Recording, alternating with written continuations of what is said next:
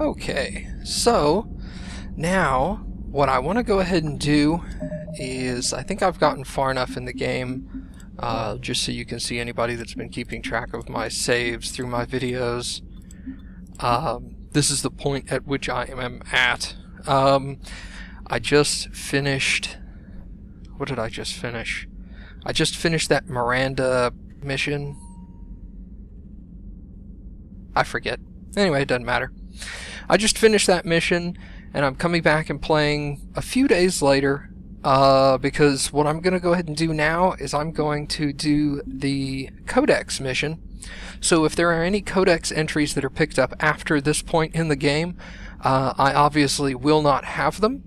But I don't think that there's going to be that many, because I've put so much time into the game and I'm basically fully leveled and everything, so I'm pretty sure that the next mission or two is going to start, you know, the tumbling mission of where you start something and then it says, you can't stop after this, so once you get this started, you're going to have to play constantly until the end of the game. There's no going back from here.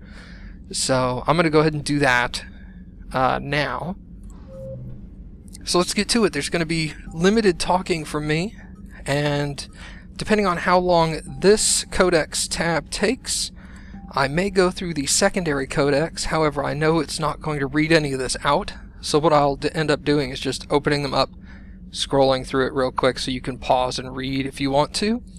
Other than that, if this takes like an hour and a half or something to go through all of this, I'll probably just stop after the first Codex page and just call it quits there, because I don't want this video to run on for like 2 or 3 hours like my Q&A video did.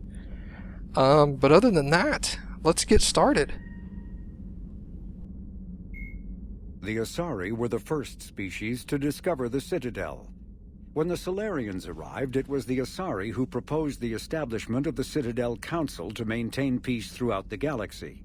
Since then, the Asari have served as the mediators and centrists of the Council. An all-female race, the Asari reproduce through a form of parthenogenesis. Each Asari can attune her nervous system to that of another individual of any gender and of any species to reproduce. This capability has led to unseemly and inaccurate rumors about Asari promiscuity. Asari can live for over 1,000 years, passing through 3 stages of life. In the maiden stage, they wander restlessly, seeking new knowledge and experience. When the matron stage begins, they meld with interesting partners to produce their offspring. This ends when they reach the matriarch stage, where they assume the roles of leaders and counselors. The second species to join the Citadel, the Solarians, are warm-blooded amphibians with a hyperactive metabolism. Solarians think fast, talk fast, and move fast. To Solarians, other species seem sluggish and dull-witted. Unfortunately, their metabolic speed leaves them with a relatively short lifespan. Solarians over the age of 40 are a rarity. The Solarians were responsible for advancing the development of the primitive Krogan species to use as soldiers during the Rachni Wars. They were also behind the creation of the genophage bioweapon the Turians used to quell the Krogan rebellions several centuries later. Solarians are known for their observational capability and non-linear thinking. This manifests as an aptitude for research and espionage. They are constantly experimenting and inventing, and it is generally accepted that they always know more than they're letting on. Roughly 1,200 years ago, the Turians were invited to join the Citadel Council to fulfill the role of galactic peacekeepers. The Turians have the largest fleet in Citadel space, and they make up the single largest portion of the Council's military forces. As their territory and influence has spread, the Turians have come to rely on the Solarians for military intelligence and the Asari for diplomacy. Despite a somewhat colonial attitude towards the rest of the galaxy, the ruling hierarchy understands they would lose more than they would gain if the other 2 races were ever removed. Turians come from an autocratic society that values discipline and possesses a strong sense of personal and collective honor. There is lingering animosity between Turians and humans over the First Contact War of 2157, which is known as the Relay 314 incident to the Turians. Officially, however, The two species are allies, and they enjoy civil, if cool, diplomatic relations. 50,000 years ago, the Protheans were the only spacefaring species in the galaxy. They vanished in a swift galactic extinction. Only the legacy of their empire remains. They are believed to have built the mass relays and the Citadel, which have allowed numerous species to explore and expand throughout the galaxy. Prothean ruins are found on worlds across the galaxy. While surprisingly intact for their age, functioning examples of Prothean paleotechnology are rare. Time and generations of looters have picked their dead cities and derelict stations clean. Some believe the Protheans meddled in the evolution of younger races. The Hanar homeworld of Kaje, for example, shows clear evidence of former Prothean occupation. The presence of a former Prothean observation post on Mars has caused a rebirth of interventionary evolutionists among humans. These individuals believe the god myths of ancient civilizations are misremembered encounters with aliens. In the early 2160s, the Alliance began aggressive colonization of worlds in the Skyllian Verge, much to the dismay of the Batarians, who had been developing the region for several decades. In 2171, the Batarians petitioned the Council to declare the Verge a zone of Batarian interest. The Council refused, however, declaring unsettled worlds in the region open to human colonization. In protest, the Batarians closed their Citadel embassy and severed official diplomatic relations with the Council, effectively becoming a rogue state. They instigated a proxy war in the Verge by funneling money and weapons to criminal organizations, urging them to strike at human colonies. Hostilities peaked with the Skyllian Blitz of 2176, an attack on the human capital of Elysium by Batarian-funded pirates and slavers. In 2178, the Alliance retaliated with a crushing assault on the moon of Torfan, long used as a staging base by Batarian-backed criminals. In the aftermath, the Batarians retreated into their own systems and are now rarely seen in Citadel space. 2 centuries ago, the Hanar helped 375,000 members of the Drell race migrate to the Hanar homeworld Kaje to escape the environmental extermination that had claimed the remaining 11 billion Drell.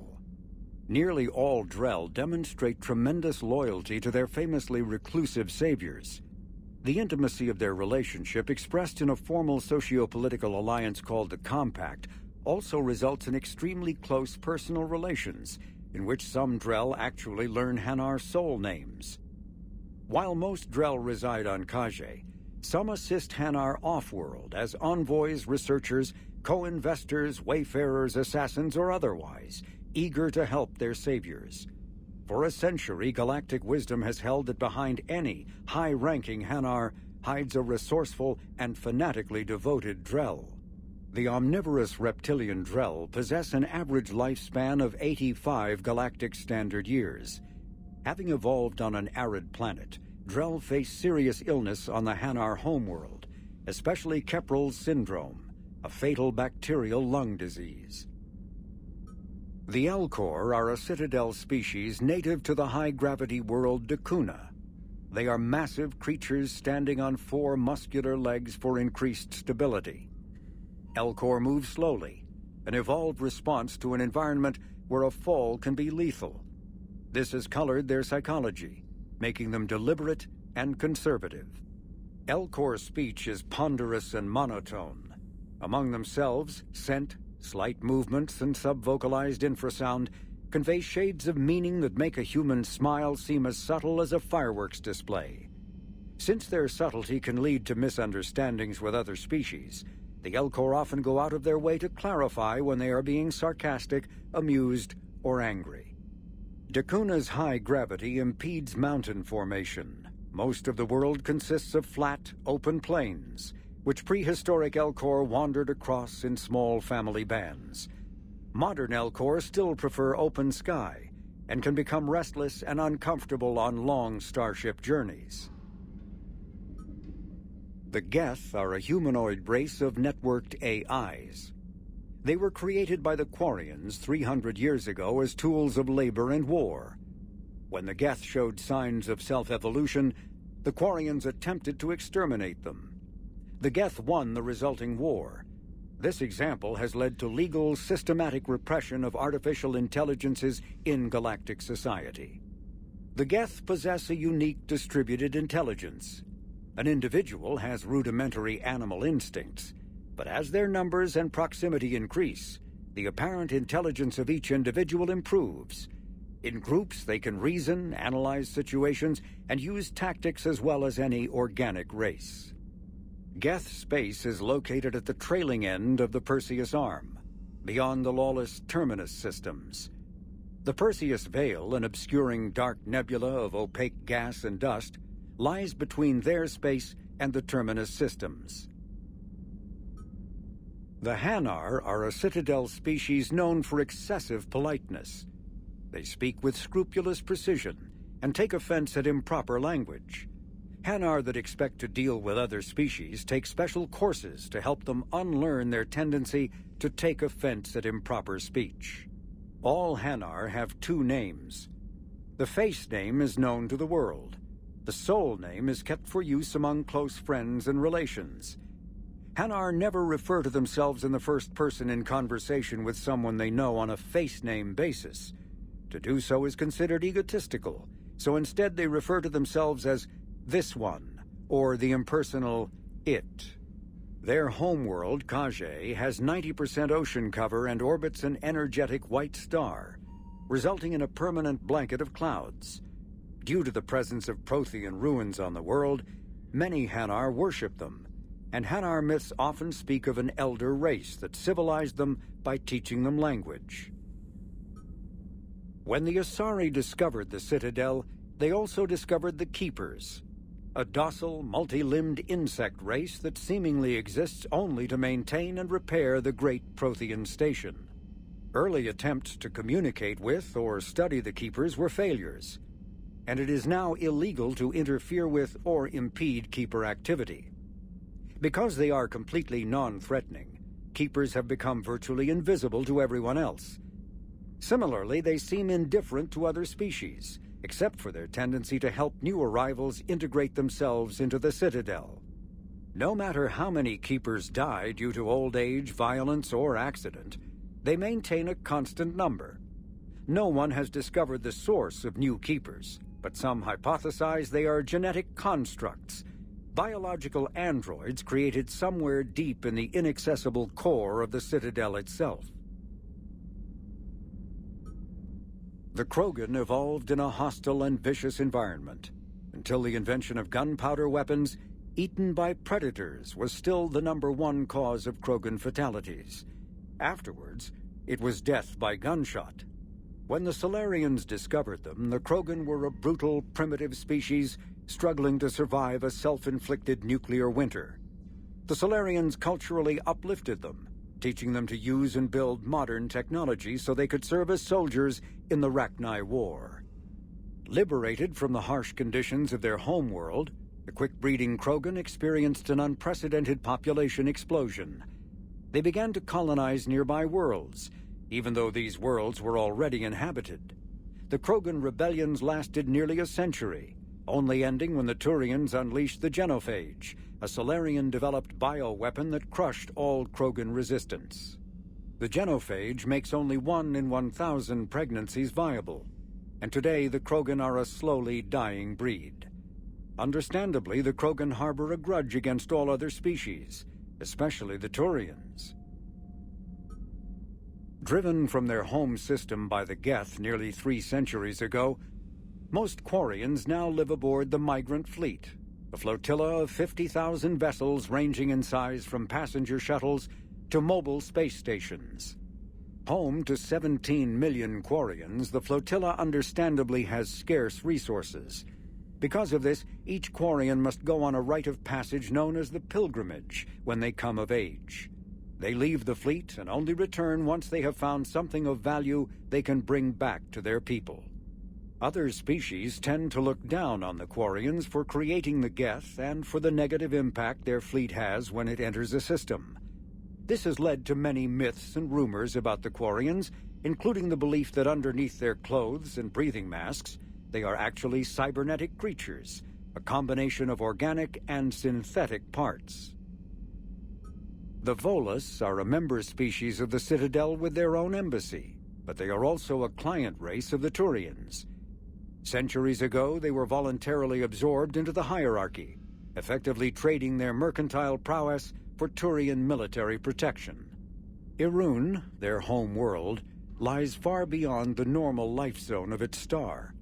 However, the world has a high-pressure greenhouse atmosphere that traps enough heat to support an ammonia-based biochemistry. As a result, the Volus must wear pressure suits and breathers when dealing with other species, as conventional nitrogen-oxygen air mixtures are poisonous to them, and in the low-pressure atmospheres tolerable to most species, their flesh will actually split open. Volus culture is tribal, bartering lands and even people to gain status. This culture of exchange inclines them to economic pursuits. It was the Volus who authorized the Unified Banking Act, and they continue to monitor and balance the Citadel economy.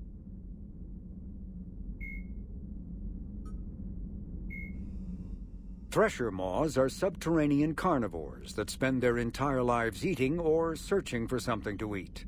Threshers reproduce via spores that can lie dormant for millennia, yet are robust enough to survive prolonged periods in deep space and atmospheric re-entry. As a result, thresher spores appear on many worlds, spread by previous generations of space travelers. The body of a thresher never entirely leaves the ground. Only the head and tentacles erupt from the earth to attack.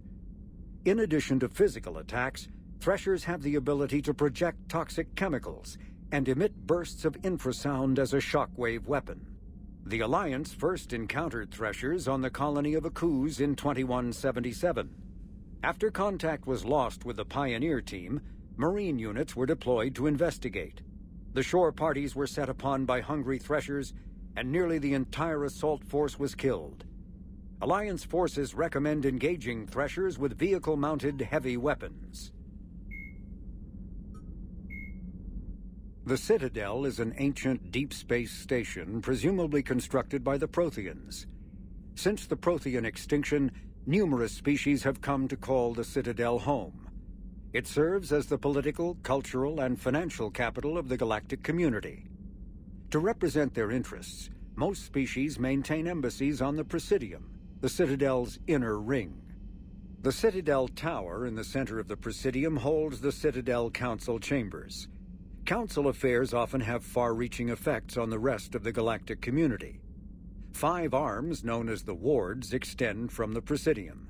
Their inner surfaces have been built into cities, populated by millions of inhabitants from across the galaxy. The Citadel is virtually indestructible. If attacked, the station can close its arms to form a solid, impregnable shell. For as long as the station has existed, an enigmatic race called the Keepers has maintained it. Spectres are agents from the Office of Special Tactics and Reconnaissance and answer only to the Citadel Council. They are elite military operatives, granted the authority to deal with threats to peace and stability in whatever way they deem necessary. They operate independently or in groups of 2 or 3. Some are empathetic peacekeepers resolving disputes through diplomacy. Others are cold-blooded assassins, ruthlessly dispatching problem individuals. All get the job done one way or another, often operating outside the bounds of galactic law. The Spectres were founded after the Solarians joined the Council. For many years they operated in secrecy as backroom problem solvers. Only after the Krogan rebellions did their activities become publicized. Assignment of a Spectre is less contentious than a military deployment, but makes it clear that the Council is concerned about a situation.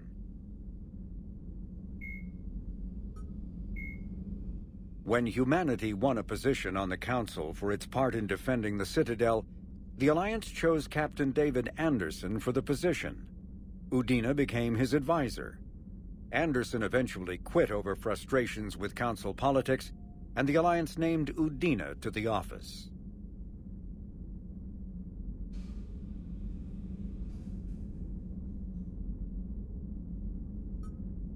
Earth, the home world and capital of humanity, was enjoying a new golden age before the Reapers attacked. Disease, pollution, and other social ills were on the decline, thanks to technological advances and a wealth of resources from the colonies. Earth was an inspiration even to alien cultures, resulting in influence out of proportion with humanity's brief time on the galactic stage. The Reaper attack has put an end to any semblance of this former life. The great cities of Earth are storehouses of human DNA for the Reapers to harvest. Reaper gunships, capable of megaton-scale firepower, annihilated industrial centers in seconds. The militaries of Earth's disparate nation-states have retained only partial communication with the Systems Alliance fleets, leaving the planet's resistance efforts uncoordinated and vulnerable. The loss of the comm buoy network has cut off Earth's economy from the rest of the galaxy, sending shockwaves across galactic markets and a significant obstacle to receiving aid.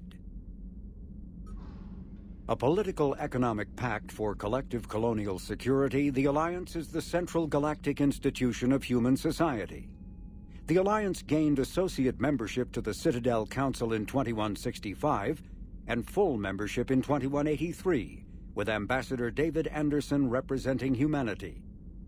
Human political-economic relationships vary between combative and lucrative.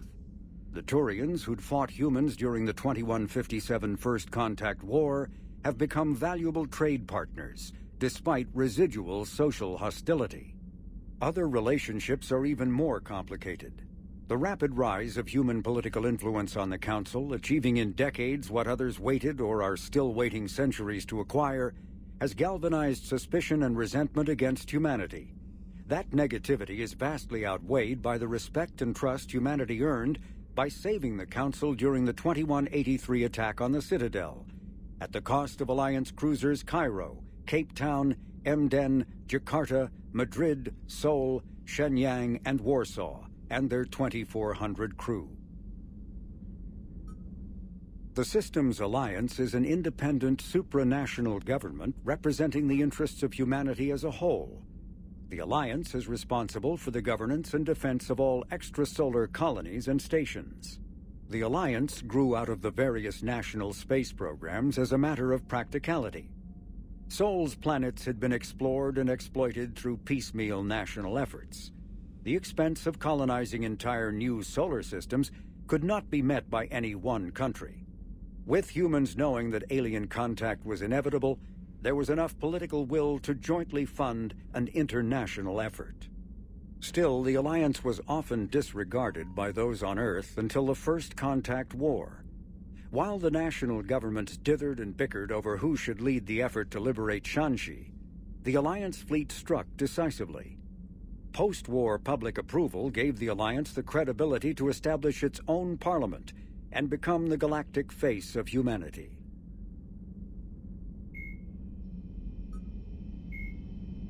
Admiral Stephen Hackett is a decorated officer in the Systems Alliance, currently assigned to Arcturus Station on the far side of the Sol Relay.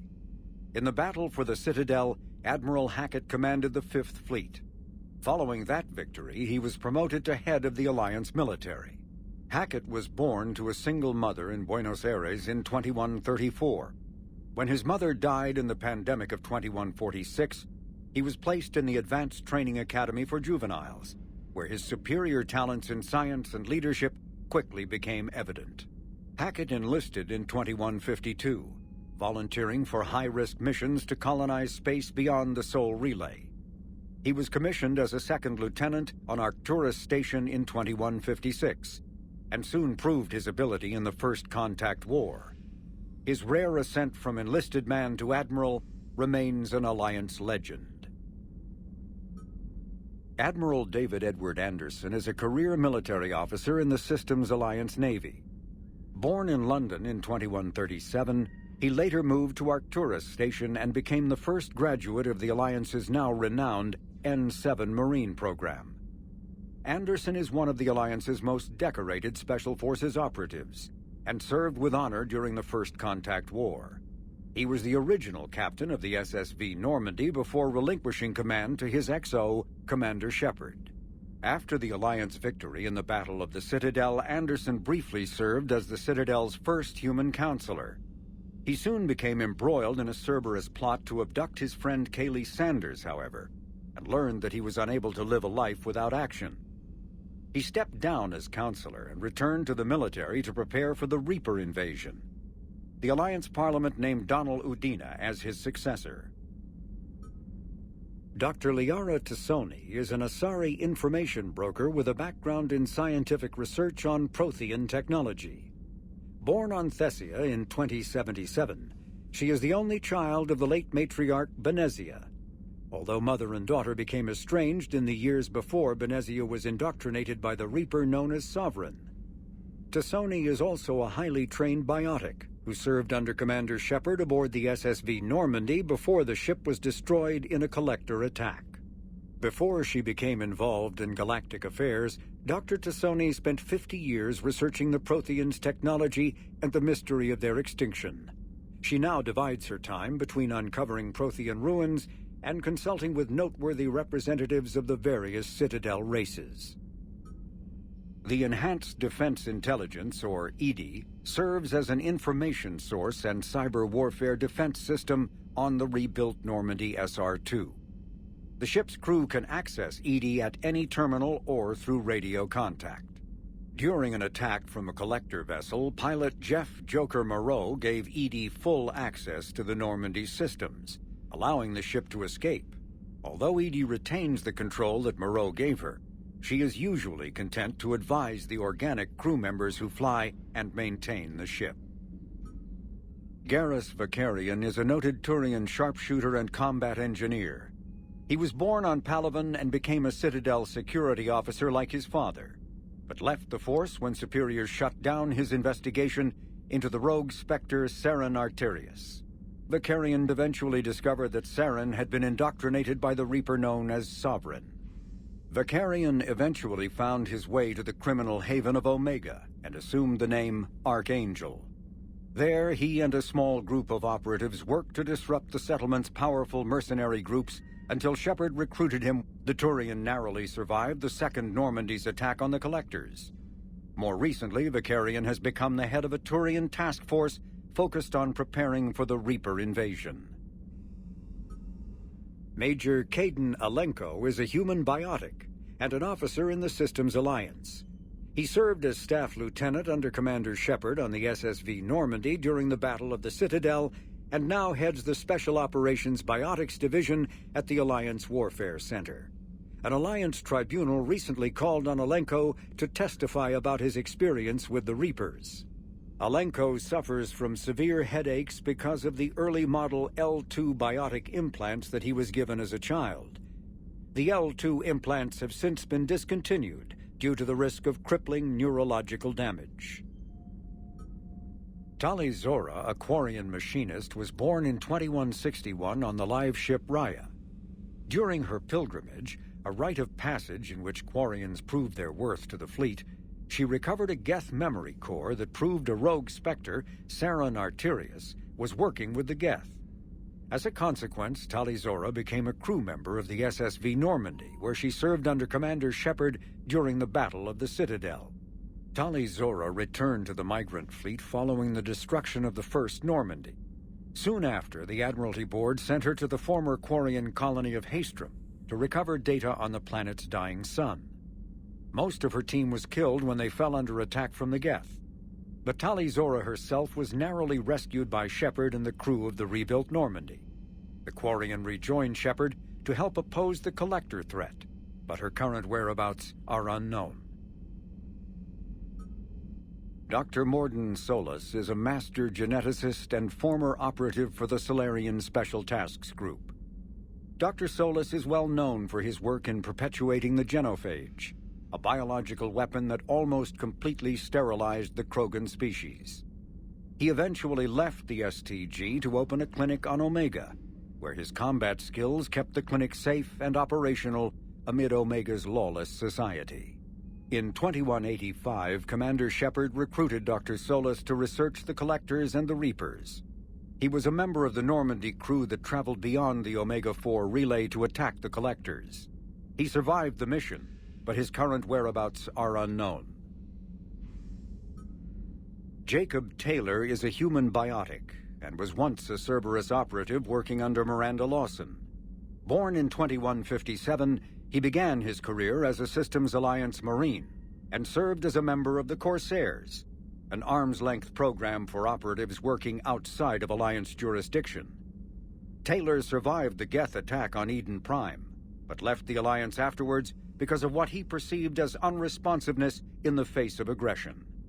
While working for Cerberus, Taylor thwarted a plot by Batarian terrorists to unleash a bioweapon on the Citadel. Soon after, he was assigned to Project Lazarus, the Cerberus effort to reconstruct Commander Shepard and the Normandy stealth frigate. Following the project's completion, Taylor accompanied Shepard through the Omega-4 relay to destroy the Collectors. He survived that mission and has since left Cerberus, although his current whereabouts and affiliations are unknown. It's pretty obvious that these Codex entries are meant to be read like immediately after you obtain them, because they're all like, his current whereabouts are unknown. I know where all these people are now, because of course I've run into them in the game, but never noticed it would do that. Flight Lieutenant Jeff Joker Moreau is a respected pilot with the Alliance Navy.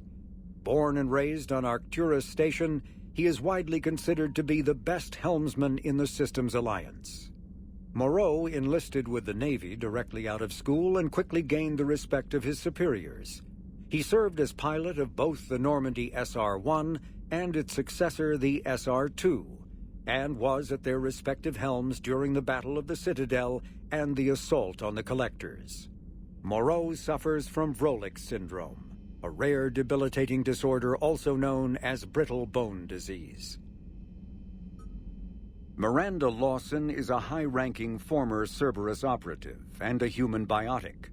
Lawson headed Project Lazarus, the Cerberus operation that brought Commander Shepard back from the brink of death after the first Normandy was destroyed. Lawson is herself an example of the achievements possible through genetic engineering. She was created in 2150 through manipulation of her father's DNA. Her entire physical and mental composition was deliberately engineered, including a longer lifespan and a superior immune system.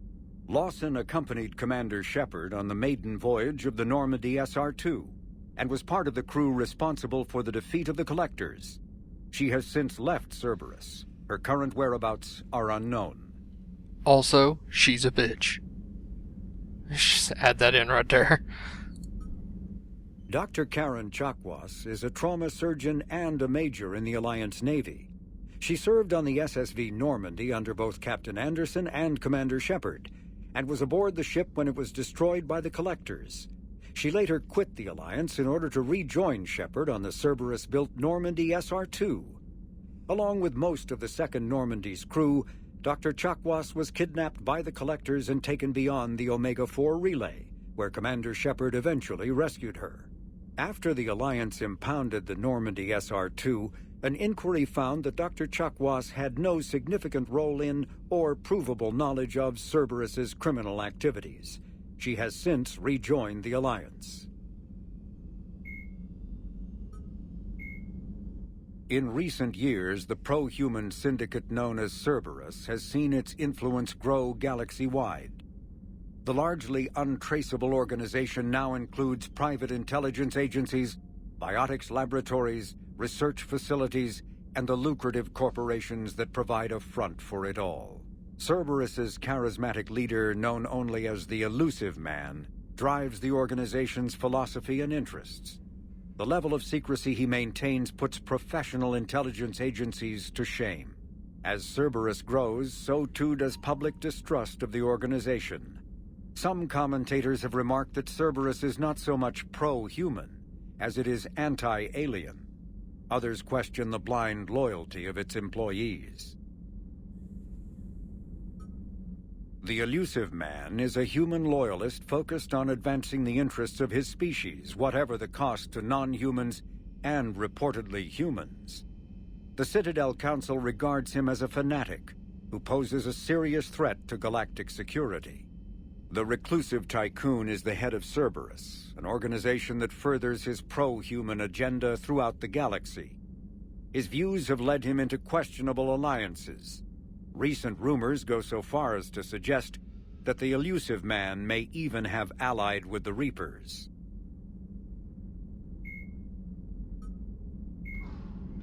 Jelix, the second planet in the Arai system, is a marginally habitable world of mountains and ice. The planet was turned into a human penal colony upon its discovery in 2161. But its prison shut in 2179 after racking up the worst safety records in the system's alliance.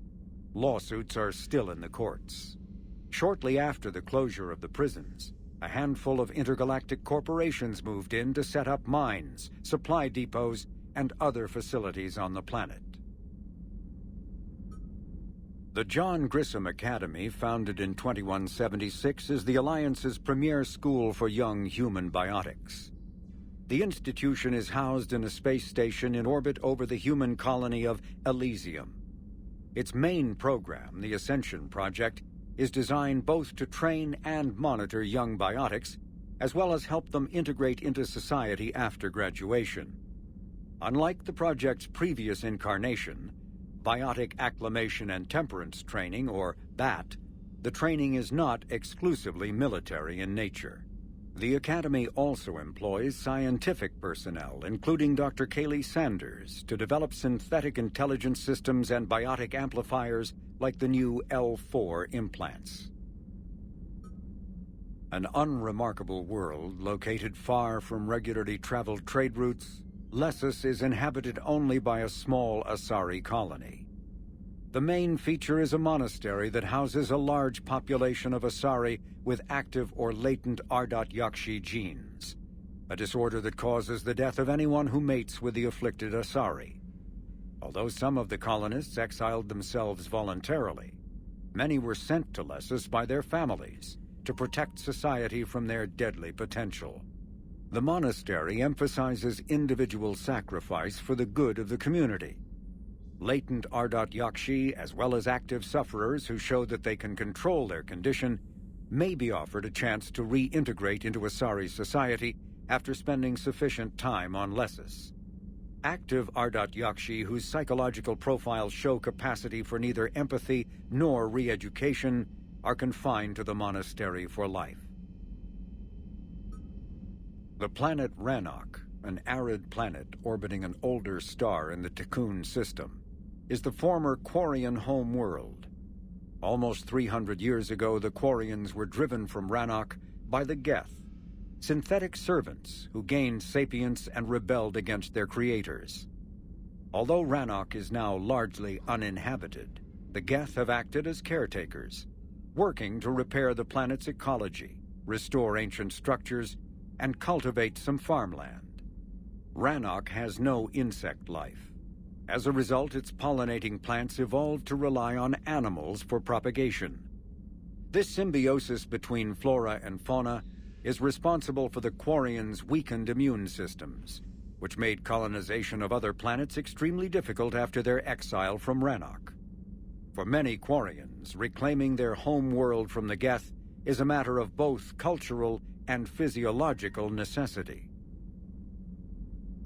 Alternating between large oceans and land masses covered in flora, the Solarian homeworld Surkesh is known for its humid climate and lush vegetation. As with the rainforests that once covered Earth, the planet's many forests enjoy a rich biodiversity. The Solarian desire for intellectual stimulation drove them long ago to explore every aspect of their environment, developing ways to thrive without consequences detrimental to their habitat. The areas near major cities and industrial centers are meticulously maintained, with an eye towards ensuring that sunlight penetrates to the ground level, and that established paths through the jungle are kept clear for travel. Burngrass, a soil-enriching and adaptable weed native to Surkesh, has become a major export because of its value for terraforming. The Asari homeworld, Thessia, is the core of the largest economy in the Milky Way. The planet's reserves of Element Zero are so vast that they affect its price galaxy-wide. Because life on Thessia evolved in an EZO-rich environment, the world is home to a wealth of both biotically active and EZO-resistant species. Travel to the planet is strictly controlled, but smuggling remains an issue. Thessia is host to varying republics instead of a single government, and although each maintains a formidable military, it is notable for having long been free of internal or external wars. The Asari are renowned for their cultural and political dominance, and they excel in ambassadorial ventures. They have a strong presence in Citadel politics and galactic policy. However, it is the unfocused political structure of their homeworld that has left the Thessians unprepared for the current conflict. Tuchanka, the Krogan homeworld, boasts extreme temperatures, virulent diseases, and predatory fauna. Around 1900 BCE, the Krogan discovered atomic weapons and promptly sent their planet into a nuclear winter. The majority of the population retreated to underground bunkers, and Krogan culture slipped into a dark age, dominated by tribal clans. In 80 CE, decades into the Rachni Wars, the Solarian Union made first contact with the primitive Krogan and initiated a cultural uplift to shape them into a modern army capable of confronting the Rachni. During this uplift, the Solarians constructed the Shroud facility on Tuchanka to shield the planet from harmful forms of solar radiation. Later, during the Krogan rebellions, reproductive rates were curtailed by the genophage, ensuring the Krogan remained a species in decline and Tuchanka a desolate wasteland. Cerberus built the Normandy SR-2 as a second-generation version of the Alliance frigate SSV Normandy after the Collectors destroyed the original. The SR-2's many alterations produced a craft nearly double the original size, requiring an even larger Tantalus drive core to compensate.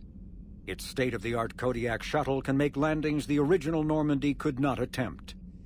The Enhanced Defense Intelligence, an AI known colloquially as EDI, coordinates many of the ship's combat functions, assisting and even supplanting human piloting. The Alliance has recently appropriated and refurbished the SR-2. In addition to tight beam communicators, the Quantum Entanglement Communicator, QEC, provides instantaneous contact with Alliance Command. Originally created to covertly insert Alliance Marines into hostile environments, the UT-47 shuttle has since been sold to allies, recovered by enemies, and had its specifications stolen by spies. In one form or another, this durable transport is now used in all corners of the galaxy. A-model Kodiaks feature a front-mounted mass accelerator cannon that can be used in an anti-vehicular role. Since the shuttle lacks proper gun ports, soldiers often open the side hatch to fire on enemies. This is discouraged in Alliance manuals since it exposes the interior to return fire. Flying the 47A during atmospheric combat requires considerable skill. The pilot must reduce the vehicle's mass for speed and handling, while maintaining enough mass to resist recoil, incoming fire, and inclement weather. More than one pilot has overstressed the Kodiak's field generator and ended up on the battlefield instead of above it. Asari-made Solaris armor can resist even the tremendous heat and kinetic energy of starship weapons.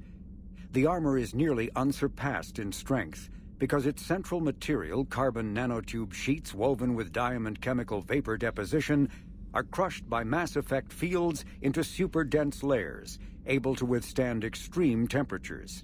That process also compensates for the diamond's brittleness. Diamond armor itself has two limiting disadvantages. First, while nanotubes and CVD diamond construction have become cheaper in recent years, it remains prohibitively expensive to coat starships or aircraft larger than fighters in Solaris material. Second, the armor must be attached to the ship's superstructure, so shock waves from massive firepower can still destroy the metals beneath the armor itself. A popular misconception holds that the diamond composition of Solaris armor gives it a sparkle. In fact, atmospheric nitrogen impurities during the superhot forging process give the armor a metallic gray or yellow sheen. Cyclonic barrier technology, CBT, attempts to solve the higher-end limitations of traditional kinetic barriers. Traditional barriers cannot block high-level kinetic energy attacks, such as disruptor torpedoes, because torpedo mass effect fields add mass. The CBT violently slaps aside rather than halting incoming linear force. By rotationally firing their mass effect field projectors, ships create rapidly oscillating kinetic barriers instead of static ones. Shooting through the CBT is like trying to shoot at a target inside a spinning ball. Significant drawbacks to current CBT configuration prevent its use on anything other than frigates and fighters. Its many high-frequency sensors and emitters require frequent maintenance and replacement. A partially damaged CBT can endanger its operator, who is surrounded by rotating mass effect fields, skewing in unpredictable directions. Fortunately, if an emitter is damaged, the CBT corrects to become a traditional shield array, a safety feature that makes it most effective during opening volleys. After the Battle of the Citadel, human and Turian volunteers spent 3 months clearing the station's orbit of debris. During the cleanup, the Turians secretly salvaged Sovereign's powerful main gun, along with much of the weapon's Element Zero core. 11 months later, the Turians introduced the Thanix, a scaled-down version of the weapon. The Thanix's core is a liquid alloy of iron, uranium, and tungsten, suspended in an electromagnetic field powered by Element Zero. The molten metal, accelerated to a significant fraction of the speed of light, solidifies into a projectile as it is fired, hitting targets with enough force to pierce any known shield or armor. The gun can fire reliably every 5 seconds. The weapon's relatively small size allows it to be mounted on most fighters or frigates.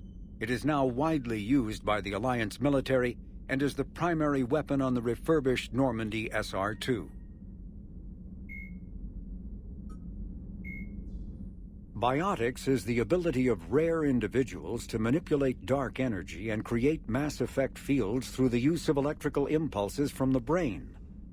Intense training and surgically implanted amplifiers are necessary for a biotic to produce mass effect fields powerful enough for practical use. The relative strength of biotic abilities varies greatly among species and with each individual. There are 3 branches of biotics.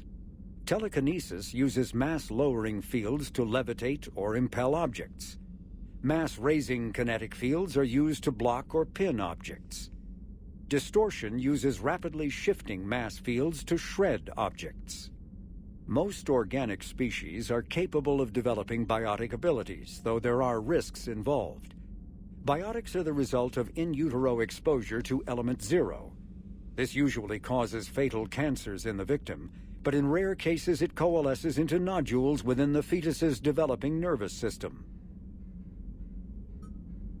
When subjected to an electrical current, the rare material dubbed Element Zero, or EZO, emits a dark energy field that raises or lowers the mass of all objects within it. This mass effect is used in countless ways, from generating artificial gravity to manufacturing high-strength construction materials. It is most prominently used to enable faster-than-light space travel. EZO is generated when solid matter, such as a planet, is affected by the energy of a star going supernova. The material is common in the asteroid debris that orbits neutron stars and pulsars.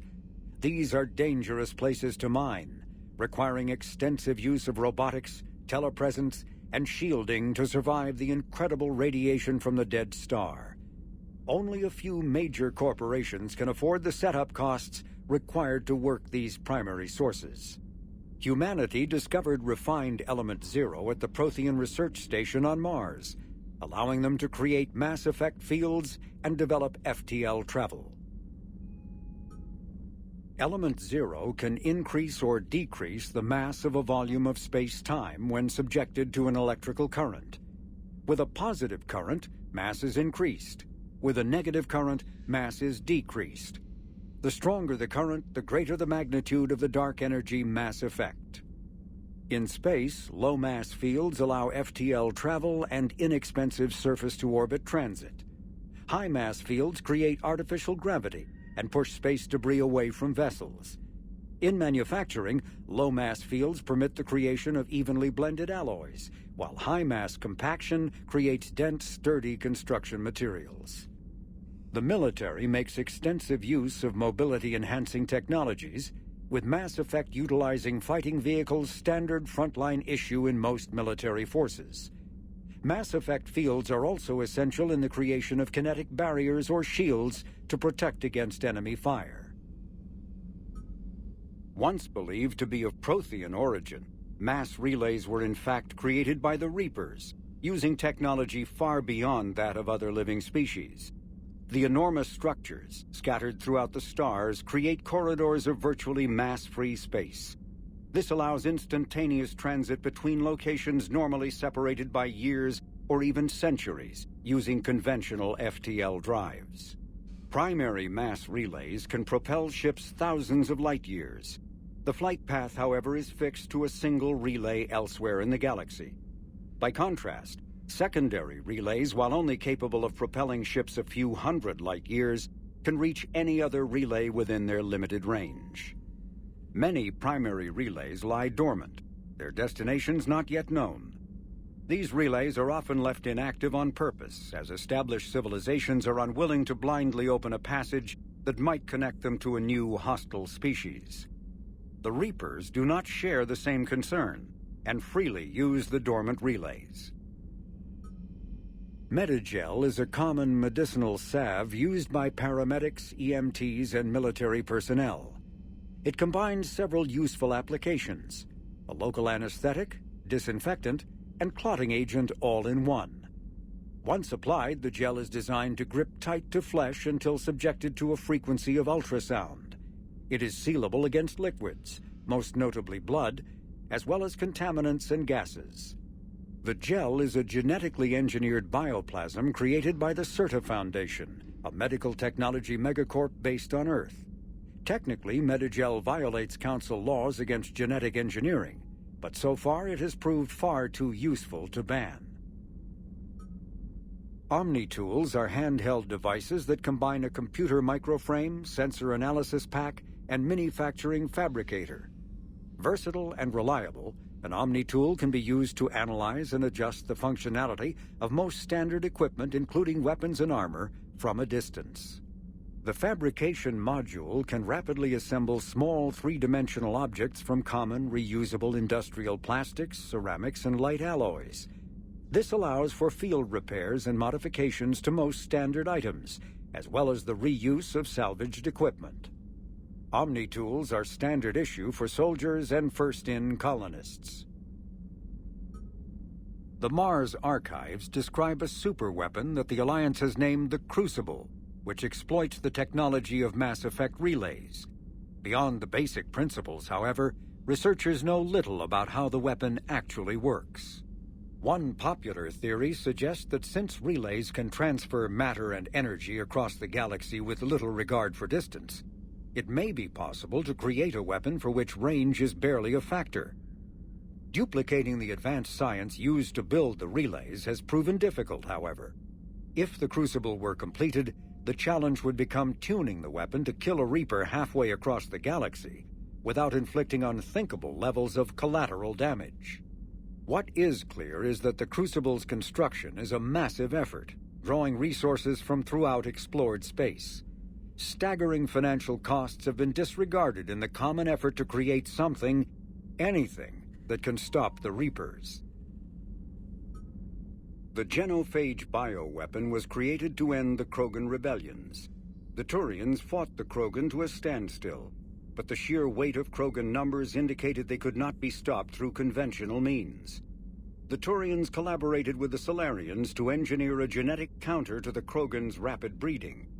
The genophage virus replicated by eating key genetic sequences, altering every cell of Krogan physiology, so the Krogan could not use gene therapy to fix the affected tissues. Once a genophage strain could replicate no more, it would starve and die, limiting mutation and contamination. In addition, the created genetic flaw is hereditary. The resulting mutation made only 1 in 1,000 Krogan pregnancies carry to term, reducing offspring viability rather than fertility. Krogan warlords fought battles over the females able to carry children to term. The release of the genophage is still controversial and bitterly debated in many circles. It may be possible to reverse the genophage by extracting an immunity from the genetic data of a cured Krogan female. A Solarian geneticist named Malin, a former student of Dr. Morden Solis, discovered the cure through unethical experimentation on live subjects. The complexity and durability of the genophage derives from biochemical countermeasures that the Solarians wove into the plague in an attempt to make the sterilization incurable. No one is certain of how Malin circumvented the countermeasures, but his work was complete enough to allow replication of his results. In its original form, the cure restored fertility but severely compromised the immune system. This resulted in slow, painful death for all but one of Malin's test subjects. If the beneficial aspects of the cure can be isolated, a specially tailored virus could repair the affected genes in other Krogan.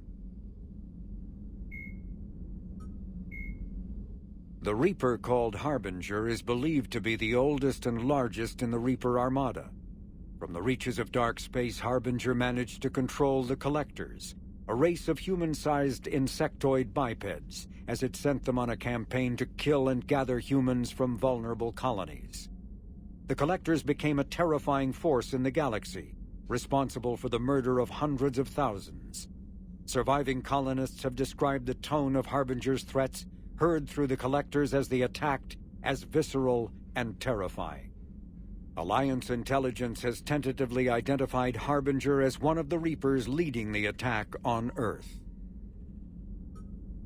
A myth common to several cultures in the galaxy, Reapers were once imagined as space monsters that consumed entire stars. Archaeologists who searched for the sources of such myths found little besides the themes of all-consuming devils that are common to primitive cultures. Although accurate information about the Reapers remains scarce, the galaxy now knows that the Reapers are not a myth. They are a real and devastating threat. Sovereign was the first Reaper encountered by the modern Citadel races. Military leaders initially assumed that Sovereign was a Geth or Prothean flagship commanded by Saren Arterius, a rogue specter. The truth was far more alarming. The massive ship was itself intelligent, and Saren proved to be under its control. The attacks by Sovereign against Eden Prime and the Citadel removed any uncertainty about the Reaper's technological superiority.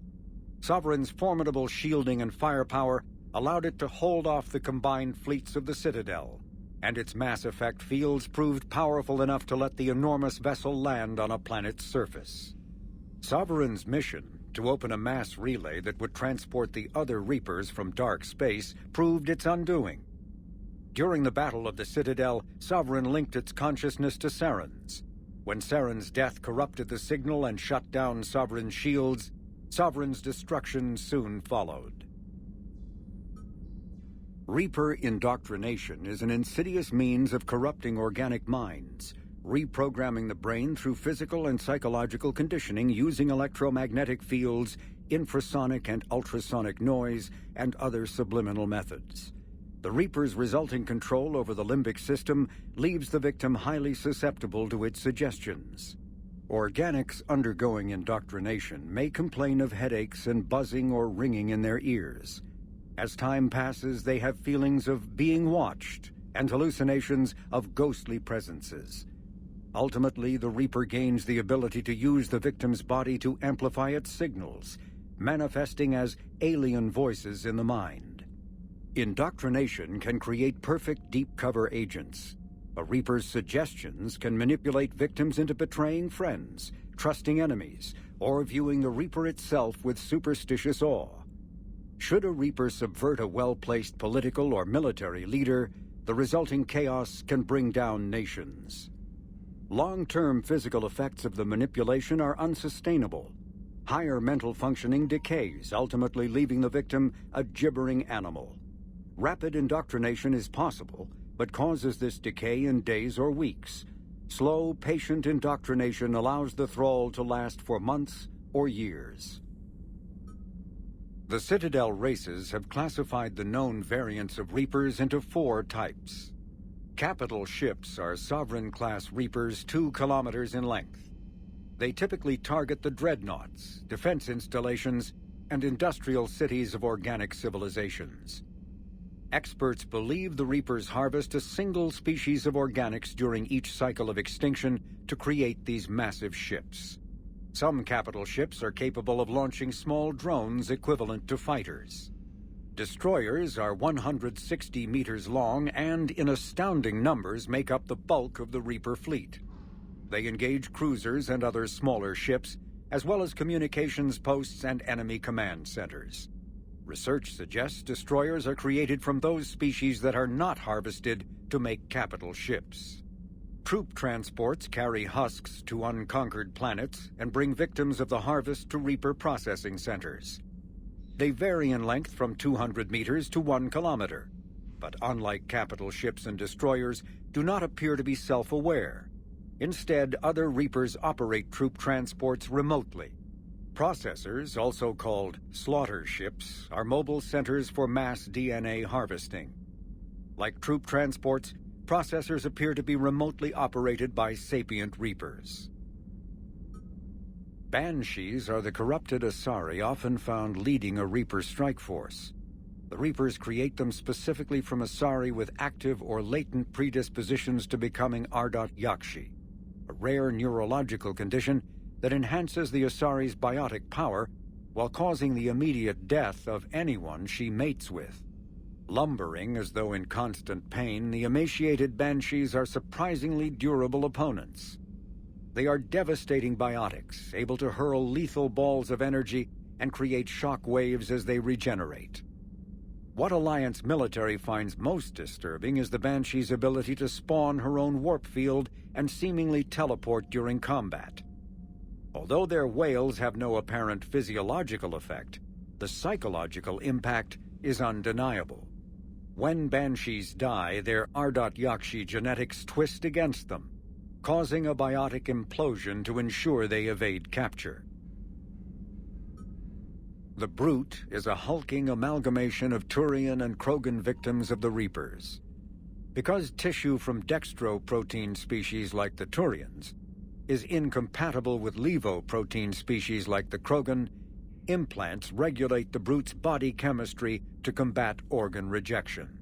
It is the fusion of Turian military skill and Krogan blood rage that makes the Brute such a formidable enemy, capable of destroying armored vehicles to get to the soldiers inside. Troops are advised to keep their distance and, whenever possible, not engage a Brute alone. Cannibals are frontline Reaper units created from corrupted Batarians.